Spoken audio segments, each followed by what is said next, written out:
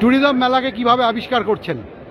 Tourism মেলা বলতে গেলে একটা সব মেলার মধ্যে এটা একটা প্রধান মেলা বলতে পাই আমরা বাঙালি মানে সবাই ঘুরতে ভালোবাসি, তো প্রচণ্ড বাঙালি পাইতলা সরষে রয়েছে। কারণ ট্যুরিজম মানে শুধুমাত্র ট্রাভেল এজেন্ট বা হলিডে প্যাকেজ এর মধ্যে সীমাবদ্ধ নয়, ইটস এ ভার্সেটাইল ওয়ার্ল্ড। আর এখানে মানুষকে আমরা বরাবর বলি, মানে নজরুলের একটা ভাষা আছে না, থাকবো না কো বদ্ধ ঘরে দেখবো এবার জগৎটাকে। মানুষ বরাবর পৃথিবীকে দেখতে খুব বেশি ভালোবাসে। সেই একটা প্রশ্ন, যে এখন তো শুধু হাতির পিঠে চড়ে মানুষ জঙ্গল দেখতে চায় না, এখন সে অ্যাডভেঞ্চার ট্যুরিজমটা চায়। অ্যান্টার্কটিকায় আপনারা বলছেন ল্যান্ড করাচ্ছেন।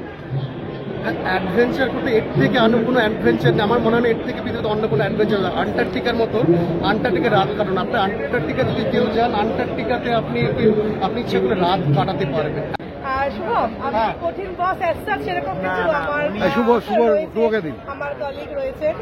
শুভ, উনি কি কঠিন বস নাকি নরম বস? আমাদের কাছে উনি বসের থেকেও বড়, উনি আমাদের দিদি হন। ঠিক আছে, আমাদের প্রত্যেকটা টেক কেয়ার অলওয়েজ আমাদের করেন।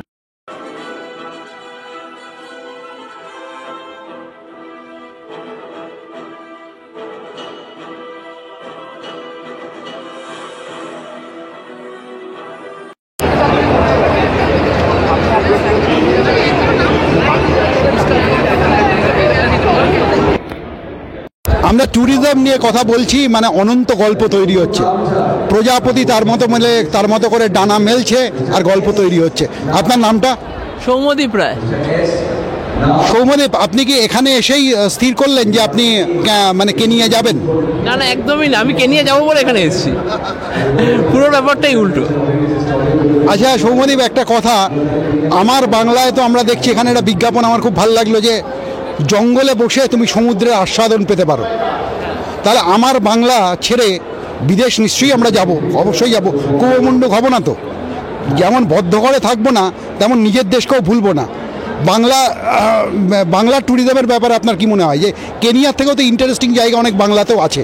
অবশ্যই ন্যাশনাল ট্যুরিজমের মধ্যেই আমি রয়েছি এখনো পর্যন্ত। এতদিন ঘুরছি, একই জায়গায় 3-4বার গেছি, কিন্তু ন্যাশনালের মধ্যেই গেছি। যদি জঙ্গল, আমি যে জায়গাটাকে আমি এখানে বারবার হাইলাইট করছি, জঙ্গল, দেশের জঙ্গলকে আমি যতটা ভালোবাসি বিদেশের জঙ্গলকে ততটা ভালোবাসি না। জাস্ট আমি চয়েসটাকে চেঞ্জ করার জন্য বা নিজের টেস্টটাকে চেঞ্জ করার জন্য কিন্তু আমি যাচ্ছি বাইরে। কিন্তু আমি কিন্তু এখনও যতগুলো ইন্ডিয়ান জঙ্গল টেকটা রয়েছে ইন্ডিয়াতে, 2-3বার হোক সেখানেই গেছি। আর তার টেস্ট আমি বাইরে গিয়ে পাবো না, এটা আমি 100% নিশ্চিত। লোকে বলছে শহরের থেকে বেটার জঙ্গল আর নেই। ম্যাডাম সৌম্যদীপের সাথে কথা বলি। আপনার নামটা? সঙ্গীতা শিকদার। কি করা হয় সঙ্গীতা? আমি কিছু বাড়িতে টিউশন করি, টিউশন টিচার। কি মনে হচ্ছে ট্যুরিজম মেলার ইউনিক বিষয়টা যদি একটু ব্যাখ্যা করো? ইউনিক বিষয় বলতে যেটা এখানে হচ্ছে যে আমরা এক জায়গায় অনেক কিছু পেয়ে যাচ্ছি, যে অনেক অপশন আছে যেটা আমরা ঘুরে দেখতে পাচ্ছি, যে মানে এটা না হলে আর একটা অপশন আমরা দেখতে পাচ্ছি, যেটা সব কিছু এক জায়গায় বেসিক্যালি। তো সেটাই ইউনিকনেস আমার মনে হয়। আর কোনটা মনে হলো, কোন অপশন পাওয়া গেল না? যখন পাওয়া আছে তখন না পাওয়াও থাকবে। সেরকম কিছু না, অ্যাকচুয়ালি আমরা তো ফিক্সড হয়ে এসেছি আমরা কি করব, তো সেই মতো না পাওয়া আপাতত কিছু নেই। কোথায় যাওয়ার প্ল্যান রয়েছে? কেনিয়া। Thank you.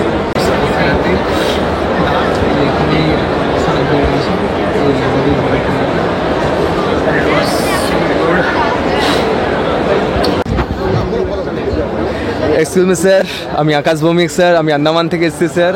আন্দামানই আমাদের মেইন অফিস স্যার। আমরা ডিরেক্ট আন্দামান থেকে আপনাদের সাথে কন্ট্যাক্ট করছি স্যার। আন্দামানে আমাদের নিজস্ব হোটেল, কার অ্যান্ড রেস্টুরেন্ট। আমরা আন্দামানের সঙ্গে স্যার ডোমেস্টিক প্যাকেজও করছি, তার সঙ্গে স্যার আমরা ইন্টারন্যাশনাল প্যাকেজও করছি স্যার। Thank you sir. আপনার নামটা প্লিজ?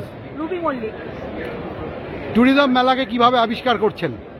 ট্যুরিজম মেলা বলতে গেলে একটা সব মেলার মধ্যে এটা একটা প্রধান মেলা বলতে পাই আমরা বাঙালি মানে সবাই ঘুরতে ভালোবাসি, তো প্রচণ্ড বাঙালি পাইতলা সরষে ছুটি পেলেই ঘোরা আর কি। বছরে কবার ঘোরা হয়? বছরে একবারই পুজোর সময় বড় একটা, আর আশেপাশে ছোটখাটো তো হয়, উইকেন্ড ট্যুর সবই হয়। গতবার কোথায় গেছিলেন? আমরা সাউথ ইন্ডিয়া। বাহ। এখন আমরা চারপাশে একটা জিনিস দেখছি, যে মেলা মানেই খাবার। লোক বই মেলায় বই কম কেনে, খাবার বেশি কেনে। ফলে এখনো কি মানে এই মেলায় তো মানে এখনো খাওয়া দাওয়া হয়নি? না না, এখনো খাওয়া হয়নি, খাবারটা লাস্টের জন্য তুলে রেখেছি। খাবার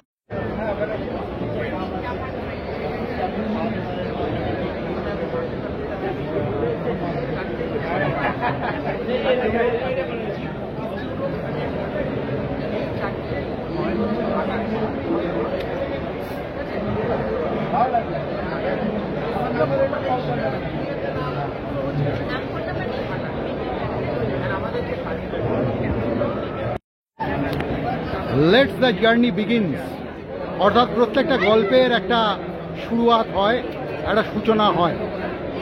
স্মাইলস পার মাইলস বলছেন যে তারা গল্প বলবেন, ট্যুরিজমের গল্প বলবেন। আমরা স্মাইলস পার মাইলসের আপনার পথটা একটু এবং আপনার নামটা যদি একটু বলেন। আমার নাম Dipashi Samanta, director of Smiles for Miles. Thank you, আপনাকে স্বাগতম। প্রথম যে কোয়েশ্চেনটা করব, এই মুহূর্তে ট্যুরিজম ইন্ডাস্ট্রিতে আমরা দেখছি যে প্রচুর ট্যুরিজম ইন্ডাস্ট্রি হয়েছে, মানে ক্রেতার কাছে প্রচুর বৈচিত্র্য। স্মাইলস পার মাইলসের ইউএসপিটা যদি একটু ব্যাখ্যা করেন, কেন অন্য সমস্ত জায়গা ছেড়ে মানুষ আপনার সংস্থার কাছে আসবে? নিশ্চয়ই। স্মাইলস পার মাইলস এমন একটি সংস্থা, মানে ভ্রমণ সংস্থা। আমাদের মোটোটাই হচ্ছে মানে ফ্যামিলি অ্যাটমসফিয়ারে মানুষকে দেশে বিদেশে বিভিন্ন জায়গায় ট্রাভেল করানো।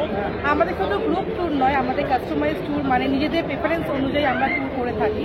প্লাস গ্রুপ ট্যুর আমাদের ইউএসপি রয়েছে, যেখানে আমাদের ইন হাউস স্টাফ যারা আমাদের কালিগস, তারাই আমাদের কলকাতা থেকে তাদের হাত ধরে তাদেরকে ঘোরানো, প্লাস বিদেশি সমস্ত তাদেরকে নিয়ে যাওয়া, দায়িত্ব সহকারে নিয়ে যাওয়া, তাদের সমস্ত রকম দরকার না দরকার সমস্ত কিছু দেখা সাক্ষাৎ করা আমাদের ট্যুর ম্যানেজারের দায়িত্ব। তারা তাদেরকে পুরো ট্যুর করিয়ে আবার কলকাতায় ব্যাক করিয়ে আনা, এটা হচ্ছে মেন তো ইউএসপি রয়েছে। এছাড়া বিদেশের বিভিন্ন অফবিট প্লেসেস, সেই ডেস্টিনেশনগুলো নতুন আমরা আমাদের থ্রুতেই আমরা নতুন অফবিট প্লেস আমরা বার করছি, যেখানে বাঙালিরা এখন বিভিন্ন জায়গায় ঘুরে বেড়াচ্ছে। কিন্তু অফবিট প্লেসও বাঙালিদের খুব এখন পছন্দের জায়গা হয়ে গেছে। আচ্ছা, অফবিট প্লেস বলতে আপনি যেটা বলছেন, এখন মানুষ অফবিট প্লেসেই যেতে চায়। একদম। কি কি নতুন অফবিট প্লেস হ্যাঁ, আপনারা খুঁজে বার করেছেন যদি একটু শেয়ার করেন? ডোমেস্টিকে তো অনেক অফবিট প্লেসেস রয়েছে। আমরা ইন্টারন্যাশনালের মধ্যে সবাই আমাদের ইন্ডিয়া থেকে সবথেকে কাছের জন্য বলতে থাকি আমরা ইন্দোনেশিয়ার আমরা অফবিট প্লেসেস, আমাদের ম্যাজেস্টিক ইন্দোনেশিয়া পুজোর সময় রয়েছে 28 সেপ্টেম্বর। ওই ইন্দোনেশিয়ার মধ্যে সবাই জানে ইন্দোনেশিয়া মানে বালি, বালি যাবো ঘুরে চলে আসবো, ইন্দোনেশিয়া বালি। মানে আমরা বালি থেকে হাটকে আমরা কিছু করেছি, এমন কোমোডো আইল্যান্ড যেখানে পিক বিচ আছে ওয়ার্ল্ডের, প্লাস কোমোডো ড্রাগনস আছে। সো সেটা আমাদের কাছে এখন অফবিট প্লেস, সেটা আমাদের নেক্সট ট্যুর আছে। প্লাস আমরা ইস্ট ইউরোপ খুব সুন্দরভাবে আমরা কমপ্লিট করে জাস্ট ব্যাক করেছে আমাদের গ্রুপ। ইস্ট ইউরোপেও আমাদের কিছু অফবিট প্লেস আমরা ইন্ট্রোডিউস করেছি, যেটা বাকি 5 জনের আইডিয়াতে আপনারা পাবেন না। তো এছাড়াও আমাদের নেক্সট ইয়ারে আমাদের ট্রান্স সাইবেরিয়ান উইথ মঙ্গোলিয়া একটা অফবিট প্লেসেস আছে। এরকম বিভিন্ন জায়গাতে আমরা ডেস্টিনেশন আমরা অফবিট প্লেসেস আমরা করাচ্ছি। ধন্যবাদ। একটা দেখেছি, ওই রবি ঠাকুর বলেছিল না, দেখতে গিয়েছি শিশির বিন্দু কিন্তু দেখা হয় নাই, ঘর হতে বেরিয়ে একটি ধানের শীষের ওপর একটি শিশির বিন্দু। ফলে আমরা দেখছি আপনারা ইউরোপের ওপর এত বেশি ফোকাস করছেন, কিন্তু বাংলার ওপর কি ফোকাস আছে? কেন বাংলাতেও তো সব আছে। ডেফিনেটলি বাংলা তো আমাদের ঘরের, মানে বাঙালির ত্রিপুরা, তার দীঘা, পুরী, দার্জিলিং, যেটা আমাদের সবাই আমরা ছোট থেকে, এবং আমিও নিজে ছোট থেকে দীঘা, পুরী, দার্জিলিংটা খুব বছরে একবার হলেও আমরা ঘুরে এসেছি। তো বাংলা তো ডেফিনেটলি বাঙালির ঘরের জিনিস।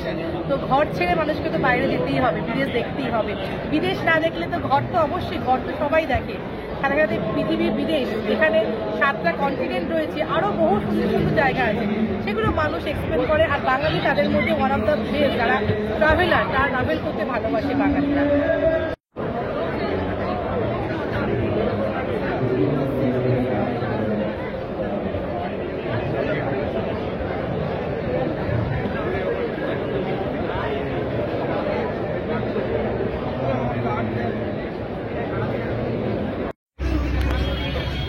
বাঙালি আছে যখন, কোথাও আমার হারিয়ে যাওয়ার নেই মানা মনে আছে, সঙ্গে চায়ের দোকানও আছে।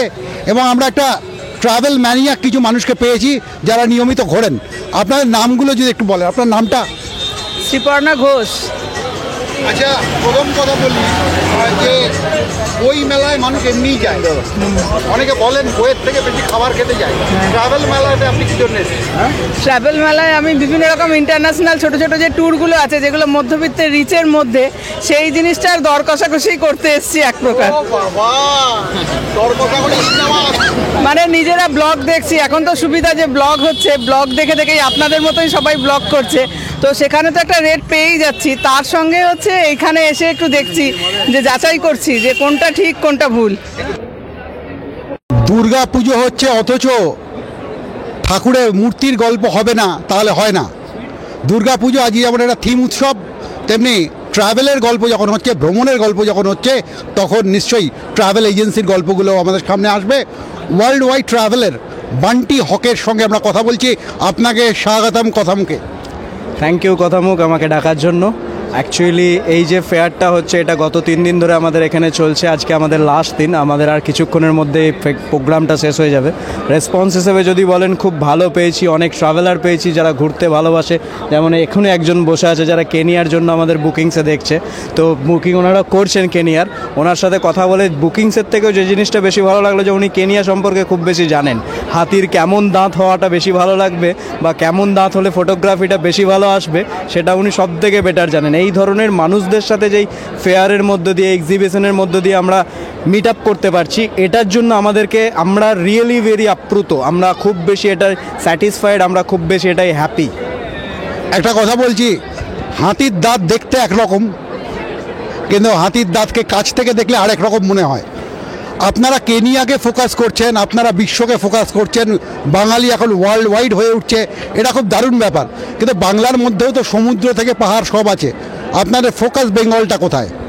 ডেফিনেটলি বেঙ্গলকে আমরা ফোকাস করতে চাই এবং ইন ফিউচার আমরা ধরে রাখুন ইনবাউন্ডের অপশন যেটা, যে মানুষজন আসুক বাংলাকে দেখুক, কারণ বাংলাতে ওয়ার্ল্ডের লার্জেস্ট ম্যানগ্রোভ আছে। যেমন আমরা কেনিয়া দেখার জন্য এখান থেকে আমরা ডাবল লেওভার নিয়েও ছুটে যাচ্ছি, তো বেঙ্গলের যে লার্জেস্ট ম্যানগ্রোভ আছে, আমরা আজকে থাইল্যান্ডে যাই, ব্যাংকক পাটায়া যাই, সেখানে গিয়ে টাইগার টোপিয়া বা টাইগার পার্কে যাই, আমরা গিয়ে দেখি রয়্যাল বেঙ্গল টাইগার যেটা আমাদের বেঙ্গলে রয়েছে।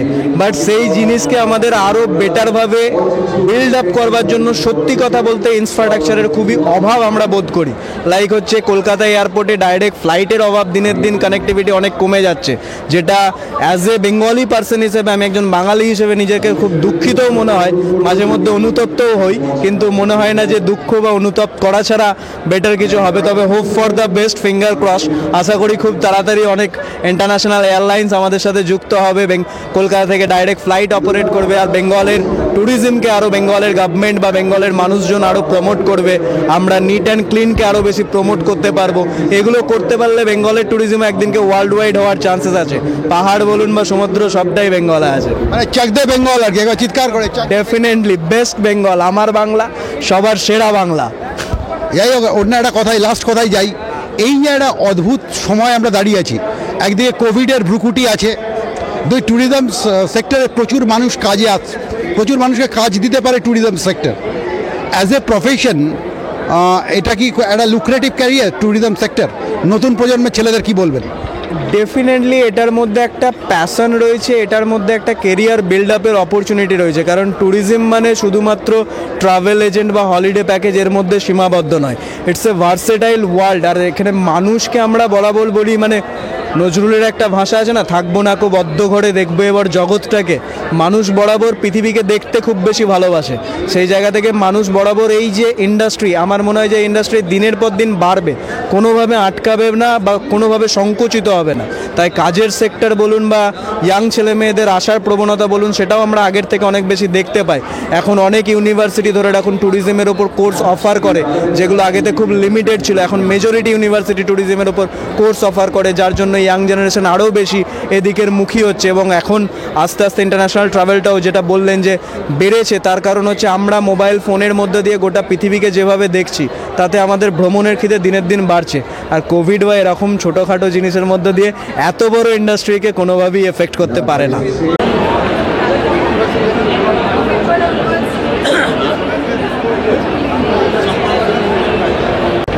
ট্যুরিজম মেলা মানে হলো সেই সব উচ্চারণ, যে উচ্চারণ ভারতবর্ষকে ইনক্রেডিবল ইন্ডিয়া বানায়।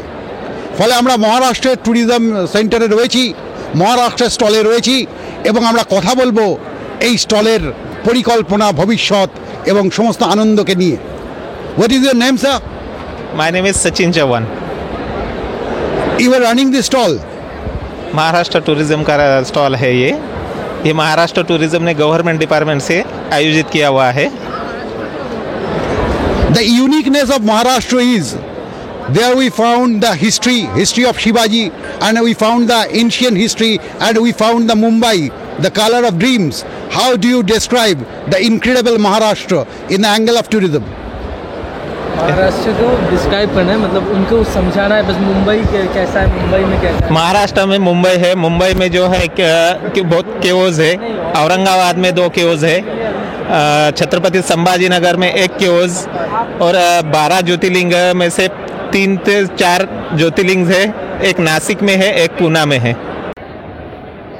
মহারাষ্ট্রের স্টলের সামনে দাঁড়িয়ে আছি, এক ভাইয়ের সঙ্গে কথা হচ্ছে। আপনার নামটা? আমার নাম তীর্থদীপ দাস। অনেকক্ষণ আছেন। হ্যাঁ, মহারাষ্ট্র ট্যুরিজমকে আপনি কিভাবে আবিষ্কার করছেন? আপনার কি মহারাষ্ট্র যাওয়ার কোনো পরিকল্পনা রয়েছে?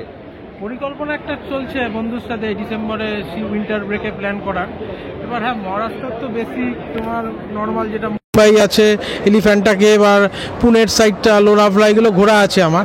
এবার আরও যেগুলো রায়গড়, সিঙ্গার, এসব সাইডটা আমার এক্সপ্লোর করার ইচ্ছা। তারপর অজন্তা, ইলোরা, অনেক মন্দির, এগুলো বাকি, এগুলো ঘোরার প্ল্যান আছে। কিন্তু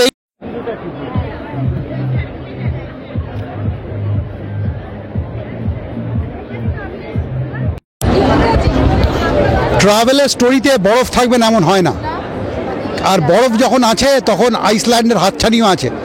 আপনি এত মুখ গম্ভীর করে আছেন কেন? মানে করে গম্ভীর কথা হচ্ছে কি? এটা সামান্য কথা হচ্ছে। এখানে আপনাদের থিমটা কি? আপনারা কি আইসল্যান্ডেই নিয়ে যান, মানে বরফের দেখে নিয়ে যান মানুষকে? আমরা সব জায়গায় নিয়ে যাই। আমাদের স্পেশালিটি হচ্ছে ইউরোপ আর আইসল্যান্ড ল্যাপল্যান্ড আমাদের, যেটা আমরা এখানে একটা ইগলু, যেটা গ্লাস ইগলু আমাদের দেখানো হয় বা গ্লাস ইগলুতে রাখা হয়। সেই জন্য আমরা এই গ্লাস ইগলুটা এখানে একটা ছোট্ট মডেল করেছি লোককে দেখানোর জন্য যে কী ধরনের হতে পারে ভিতরটা। পুরো ওরকম করেই সাজানো হয়েছে, ওরকম করেই করা হয়েছে, সেম টু সেম। একটা বাচ্চা তো ভাবলো বরফ আছে, তারপর দেখলো কিছুই নেই, আছে কিন্তু নেই টাইপের ব্যাপার। আইসল্যান্ড যেতে মোটামুটি কত খরচা লাগছে আজকের দিনে? ধরুন 3 জন যদি যায় একটা ফ্যামিলি না, পার পার্সন হিসাবে আমি বলে দিচ্ছি, মোটামুটি আপনার মানে জিএসটি টিসিএস ছাড়া আপনার 390 মতন পড়বে। 3,90,000। আইসল্যান্ডে আপনারা প্রত্যেকটা ট্রাভেল এজেন্সি তো মানুষকে নিয়ে যাচ্ছে এখন নানা জায়গায়। আইসল্যান্ডে আপনারা নতুন কি দেখাচ্ছেন? কেন আপনাদের সঙ্গে একজন মানুষ যাবেন? নতুন কিছু বলতে আইসল্যান্ডে আমরা অনেক জায়গায় কভার করছি, আর নতুন কিছু বলতে আমরা গ্লাস এগুলোতে যেটা রাখছি, এখন অনেক ট্রাভেল এজেন্সি রাখছে, ঠিক আছে, বাট আমরা সালিচালকাতে যেখানে রাখছি বা লেভিতে যেখানে রাখছি সেসব জায়গায় অনেকে রাখে না। কেন? এইগুলো গ্লাস এগুলোটা অনেকটা কস্টলি হয়, তো সবাই সব জায়গায় রাখা হয় না। আমরা কিছু কিছু জায়গায় স্পেশাল দেখানো হচ্ছে ওখানে, সেগুলোর জন্যই আমাদের মানে এটার পরিকল্পনা গ্লাস এগুলোর। কিন্তু এটা দেখি সমস্ত পরিকল্পনাটাই আপনাদের উচ্চ মধ্যবিত্তের জন্যে। নিম্ন মধ্যবিত্তের জন্য কোনো পরিকল্পনা আছে? নিম্ন মধ্যবিত্তের জন্য আছে, কেন আমরা সব আইসল্যান্ড ইউরোপ ছাড়াও ছোটো ট্যুরও অনেক করছি, প্লাস আমরা কাস্টমাইজ ট্যুরও করি, যাতে আমাদের মানে যদি কেউ যেরকম টাইপের চাইবে, ধরুন তার বাজেটের মধ্যে আমরা ট্যুর করে দিই। এছাড়াও আমরা 3 নাইট 4 নাইট 5 নাইটসেরও আমরা ট্যুর রাখছি, কম মানে রেঞ্জের মধ্যে। সব রকম রেঞ্জেরই ট্যুর আছে আমাদের, সব রেঞ্জের ট্যুর আছে।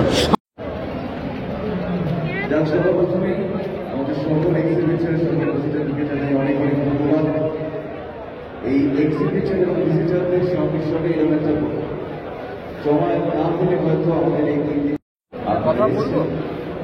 নামটা বেশ ইন্টারেস্টিং, ট্রাভেলিং বুদ্ধা, মানে গৌতম বুদ্ধ ট্রাভেল করছে কিনা আমরা জানি না, কিন্তু অমিতের সঙ্গে আমরা কথা বলছি, ট্রাভেলিং বুদ্ধর 7-17 নিয়ে। অমিত, এই নামটার পেছনে রহস্যটা কি? রহস্য অ্যাকচুয়ালি, নমস্কার, আমার নাম হচ্ছে অমিত, দ্য ট্রাভেলিং বুদ্ধা থেকে। নামটা হচ্ছে যে অ্যাকচুয়ালি আমার যে ট্রিপসগুলো রয়েছে they are basically based on Asia, and Gautam Buddha is called the light of Asia. Okay, so my name, the name of my firm is the travelling Buddha. কিন্তু Gautam Buddha is against of profit. তুমি লাইট অফ এশিয়া নাম রেখেছো, আবার profit making সংস্থা করে ফেলেছো। আমি যেরকম ভাবে ট্রিপ করাচ্ছি অ্যাকচুয়ালি প্রফিট মেকিং আমি করছি না, ঠিক আছে। আমার নতুন আমি চাইছি আমার ভালো, আমি সার্ভিস দেওয়ার চেষ্টা করছি, ভালো ঘোরাতে চেষ্টা করছি লোককে। প্রফিটের কথা স্যার পরে ভাববো, এটা মজা, জোকস অ্যাপার্ট। ভাই অমিত, আমাদের একটু আপনি একটু তুমি একটু বলো, তুমি বলতেই ভালোবাসি, তুমি একটু বলো যে ট্রাভেলিং বুদ্ধা আসলে কোন কোন জায়গায় নিয়ে যায় এবং অ্যাডভেঞ্চার ট্যুরিজমের সাথে কি তার কোনো সম্পর্ক আছে? অবশ্যই আছে। আমাদের মেন টুরিস্ট স্পটসগুলো হচ্ছে গিয়ে around Asia, all around Asia. Main আমার করাচ্ছি হচ্ছে গিয়ে Thailand, Vietnam, Sri Lanka, Indonesia, Singapore, Malaysia, Dubai, Kenya, Egypt and Philippines. তো মেনলি হচ্ছে কি আমাদের এশিয়ার পরে রয়েছে আমার UAE and Africa. UAE and Africa. আমি অ্যাডভেঞ্চার ট্যুরিজম যদি বলেন, আফ্রিকার আমাদের যেরকম গেম সাফারি রয়েছে, আফ্রিকা কেনিয়াতে গেম সাফারি রয়েছে, আমাদের যেরকম শ্রীলঙ্কাতে ইয়ালা ন্যাশনাল পার্ক সাফারি রয়েছে। এই ধরনের আমাদের অ্যাডভেঞ্চারাস ট্রিপ সবকটাতেই কিছু না কিছু আপনারা পাবেন। ভাইয়া বাংলায় তো অ্যাডভেঞ্চারের প্রচুর জায়গা রয়েছে।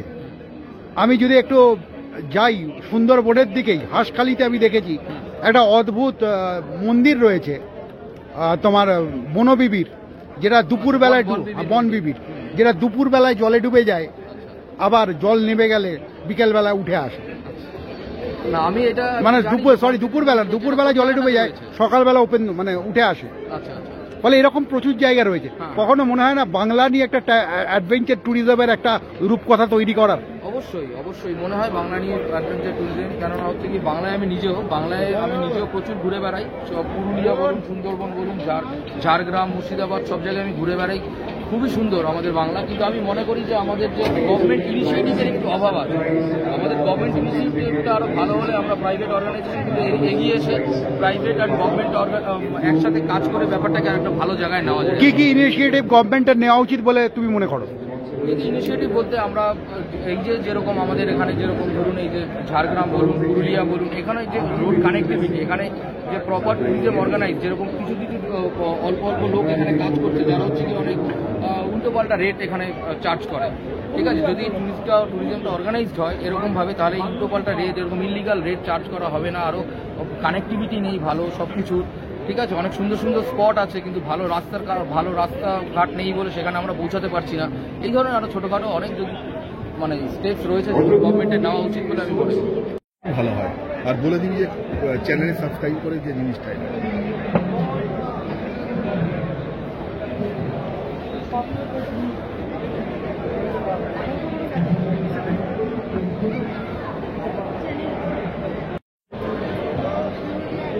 একটা কথা বলা হয়, হাত বাড়ালেই বন্ধু পাওয়া যায়, আর কোথাও আমার হারিয়ে যাওয়ার নেই মানা মনে মনে। কিন্তু এখন ব্যাপারটা হয়েছে, আমাদের পেছনে আন্টার্কটিকা রয়েছে এবং সামনে সেই ব্যক্তিত্ব রয়েছে যিনি দাবি নিয়ে বুক ঠুকে বলেন আন্টার্কটিকা আমি দেখাই। বলে আপনার নামটা এবং পরিচয়টা। আমি প্রশান্ত দাস, আমি ট্রাভেল হলিডেজ থেকে বলছি। আমরা আন্টার্কটিকা ঘোরাই, আন্টার্কটিকা অরিজিনাল আন্টার্কটিকা, যেখানে আন্টার্কটিকা ঘুরতে গেলে আন্টার্কটিকাতে ল্যান্ডিং করতে হয়, যেখানে অনেক কোম্পানি ল্যান্ডিং না করে দূর থেকে ট্রেক প্যাসেঞ্জার ওখান থেকে আন্টার্কটিকা দেখা যাচ্ছে, ওটা না। আন্টার্কটিকা যেতে গেলে আন্টার্কটিকা ল্যান্ডিং করতে হয়। সেই ল্যান্ডিং করে আমি নিজে গ্রুপ নিয়ে গেছি, কয়েকবার গেছি, আমার কলিগ সৌভিকও গেছে সাথে আন্টার্কটিকা। তো আমরা এই বছর গ্রুপ নিয়ে যাচ্ছি।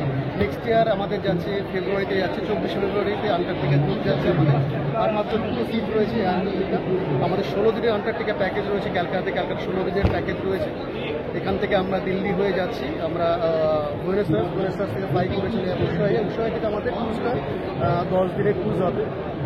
ক্রুজ করে আবার উষুয়াইতে ব্যাক করবো, ব্যাক করে উষুয়াই থেকে ভুবনেশ্বর থেকে আবার ভায়া কোনো জায়গায় হয়ে বম্বে থেকে ক্যালকাটা আবার ফিরছি আমরা। আমাদের এই টোটাল 16 দিনের প্যাকেজ রয়েছে। আপনাদের অ্যাপ্রক্স খরচ এখন যা ডলারের দাম রয়েছে, খরচ পড়ছে প্রায় 12 লাখ টাকা প্লাস জিএসটি প্লাস ডিসিএস। একটা প্রশ্ন, যে এখন তো শুধু হাতির পিঠে চড়ে মানুষ জঙ্গল দেখতে চায় না, এখন সে অ্যাডভেঞ্চার ট্যুরিজমটা চায়। আন্টার্কটিকায় আপনারা বলছেন ল্যান্ড করাচ্ছেন।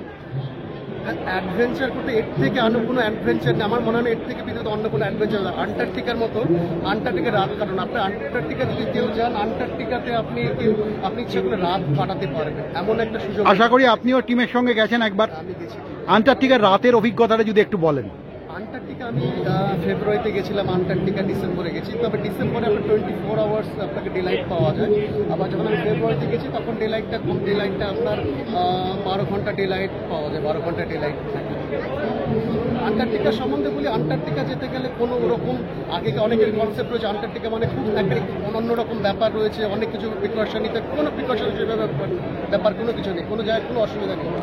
আপনি নর্মালভাবে যেতে পারেন, কোনো অসুবিধা নেই। অক্সিজেন থেকে অনেকে ভাবে হাই অল্টিটিউড নর্মাল লেভেলে রয়েছে, সি লেভেলের কাছে একদম আপনি ট্রাভেল করবেন, এবং কোনো অক্সিজেনের কোনো প্রবলেম বা এসব কোনো কিছু নেই।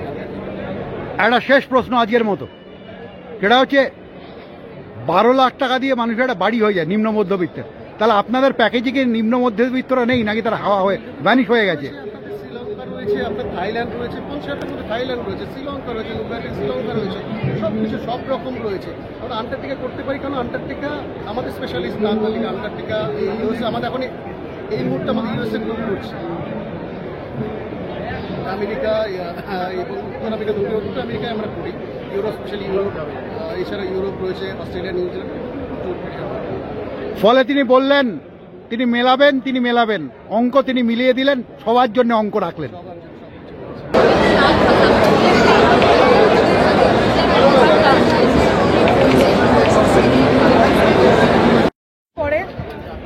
আমরা দেখছি এই ট্রাভেলিং ইন্ডাস্ট্রিতে প্রচুর মহিলা আছেন।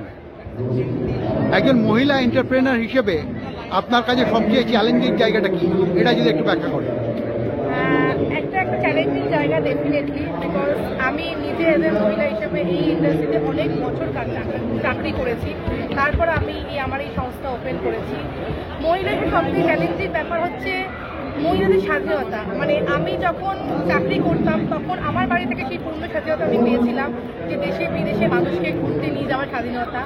বাট এখন 2025-এ দাঁড়িয়ে সেটা অনেক বেশি হয়েছে। এখন মহিলারা অনেক ফ্রন্ট, আমার টিম মেম্বারদের মধ্যে অনেক মহিলা রয়েছে যারা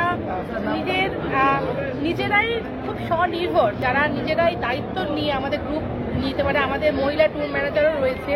তো চ্যালেঞ্জিং তাদের বাড়ি, তাদের ঘর সমস্ত কিছু সামনে তারা অফিসকে মেনটেন করছে, দেশে বিদেশে একা নিয়ে যাচ্ছে উইদাউট কোনো মেয়ের হেল্প ছাড়া। Thank you. না, শেষ কথা বলি তাহলে, একটা মজার প্রশ্ন দিয়ে শেষ করি।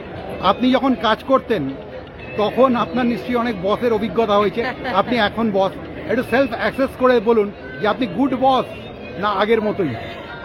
এই কোশ্চেন তো আমার থেকে আমার কালিগসরা বলতে পারবে, বিকজ আমি যেখানে দীর্ঘদিন কাজ করেছি, তো আমি সত্যি সেরকম বস পেয়েছি যার কাছ থেকে আমি শিখেছি। তো সেরকম মাথার উপর যারা হাত রেখেছে, যারা সিনিয়ররা ছিলেন তাদের কাছ থেকে আমি শিখেছি। তো আমার বস কিন্তু কঠিন ছিলেন না। তাহলে আপনি কঠিন বস? আমার টিম সেটা বলবে আমি কঠিন বস কিনা। শুভম, আমি কঠিন বস অ্যাজ সেরকম কিছু শুভকে দিন। আমার কলিগ রয়েছে। শুভ, উনি কি কঠিন বস নাকি নরম বস? উনি হচ্ছেন আমাদের কাছে উনি বসের থেকেও মোরওভার উনি আমাদের দিদি হন, ঠিক আছে। আমাদের প্রত্যেকটা টেক কেয়ার অলওয়েজ আমাদের করেন। এখন তো শুধু পশ্চিমবঙ্গ বা ভারতবর্ষে শুধু দিদি আর দাদা, আর কিছু নেই। না, সত্যি ওনার মতো মানুষ আমি অ্যাজ এ বস হিসাবে আমি বা ওনার এমপ্লয়ি বলে আমি বলছি না, ওনার মতো মানুষ অ্যাজ এ আমরা অনেক কিছু শিখি রোজ ওনার কাছ থেকে। শুধু কাজ ছাড়াও আমরা অ্যাজ এ পার্সোনাল হিউম্যান বিইংও একটা ডিফারেন্ট আমরা কী বলা যায় মানুষ হিসেবে আমরা শিখতে পারি। আমি চাইবো যে প্রত্যেক বস যেন এরকমই হয়, যে বস মানে আমি কিন্তু অফিসের সব থেকে মানে সিনিয়র পার্সন নই, আমার উপরে আমার সিনিয়ররা রয়েছে, অনেক এজেড সিনিয়র। আমাদের ভাস্কর সিনিয়র অ্যাবাউট 70 ওনার এজ, ওনার কাছ থেকেও আমার শেখা। আমার সিনিয়ররা চন্দ্রদা বা আদার্স যারা রয়েছে অনেক সিনিয়ররা রয়েছে। তো বস আমাদের অফিসের বস ব্যাপারটা নেই, সবাই একটা ফ্যামিলি।